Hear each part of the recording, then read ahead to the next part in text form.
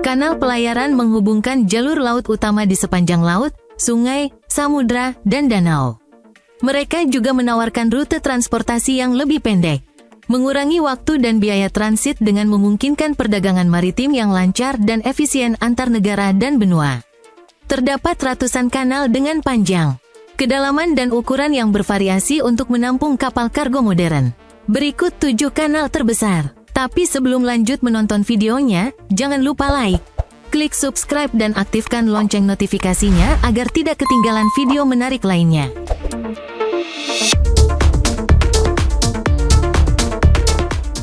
7. Danube Black Sea Canal. Kanal Danube Laut Hitam adalah jalur penting lainnya di Eropa Barat.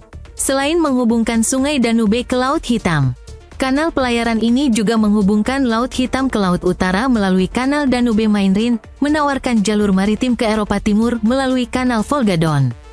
Hal ini memungkinkan kapal untuk melewati wilayah delta Sungai Donau, sehingga memberikan kesinambungan dalam operasi maritim.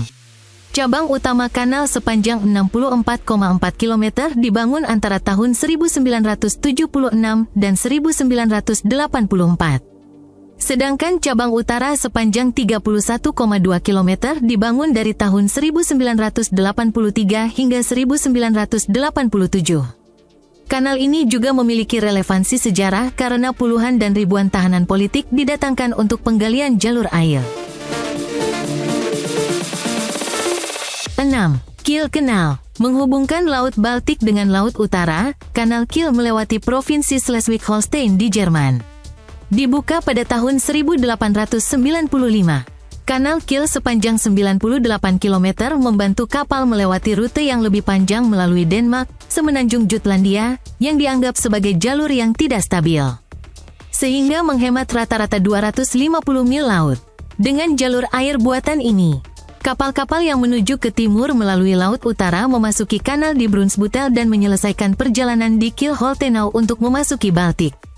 Pembangunannya dimulai pada tahun 1887 dan lebih dari 9.000 pekerja menghabiskan 8 tahun untuk menyelesaikan pembangunan kanal yang sekarang.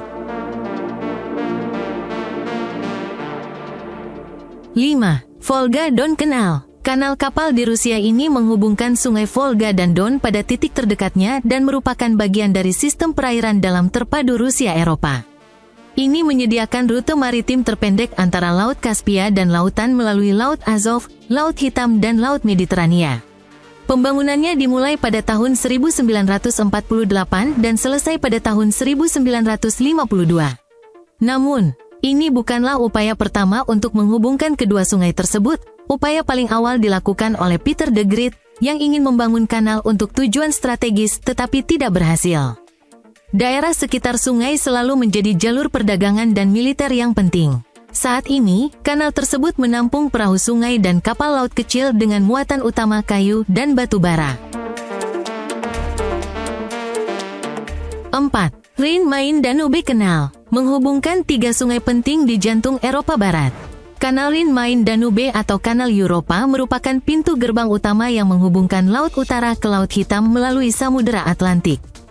Ini memungkinkan navigasi antara Delta Rhin dan Delta Danube. Selesai pada tahun 1992 dan panjangnya 171 km dari Bamberg ke Kelheim di Danube, menciptakan wilayah navigasi sepanjang 3.500 km yang melintasi 15 negara, mampu menampung tongkang yang membawa hingga 2.425 ton kargo curah.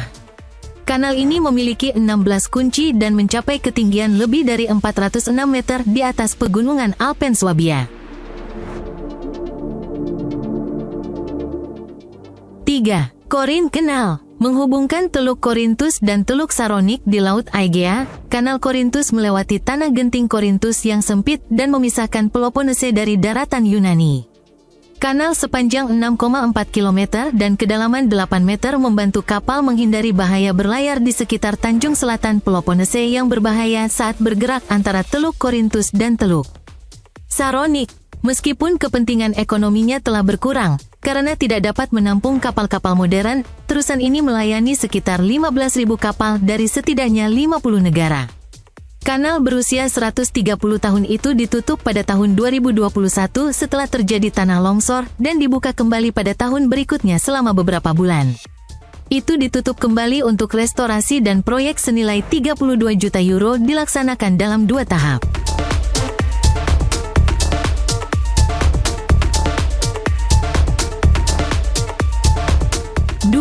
Panama Canal. Terusan Panama menghubungkan Samudera Atlantik dan Pasifik melalui Tanah Genting Panama. Ia menggunakan sistem kunci di setiap sisi untuk mengangkat kapal di atas permukaan laut dan kemudian menurunkannya ke sisi yang lain. Dibuka pada tahun 1914 dan sejak saat itu, kapal dapat menghindari jalur panjang dan berbahaya di sekitar ujung paling selatan Amerika Selatan melalui jalur Drake atau Selat Magellan. Terusan Panama dianggap sebagai salah satu proyek rekayasa paling menantang yang pernah dilakukan. Jalur air sepanjang 82 km ini digunakan oleh setidaknya 29 layanan kapal. Sebagian besar di rute pantai timur AS ke Asia. Terusan Panama mengangkut kargo senilai sekitar 270 miliar dolar setiap tahunnya.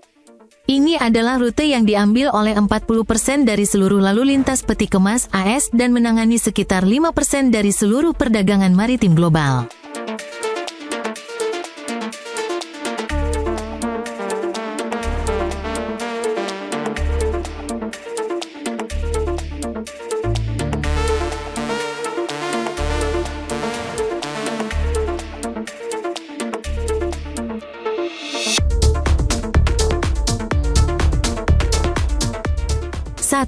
Suez Canal. Dibuka pada bulan November tahun 1869, terusan Suez sepanjang 193,3 km adalah jalur air buatan di Mesir.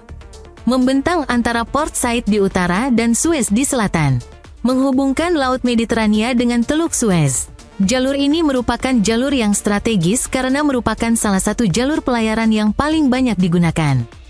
Ini memiliki 8 tikungan dan sebelum pembangunannya, satu-satunya pemukiman penting adalah Suez dengan 3.000 hingga 4.000 penduduk. Namun, beberapa kota muncul di tepiannya dan bahkan berkembang setelah dibangun. Terusan yang memisahkan Asia dengan benua Afrika ini menyediakan jalur maritim terpendek antara Eropa dan wilayah sekitar Samudera Hindia dan Samudera Pasifik bagian barat. Terusan Suez telah diakui sebagai jalur maritim yang terbuka setiap saat bagi kapal pelayaran dari semua negara terlepas dari konflik global.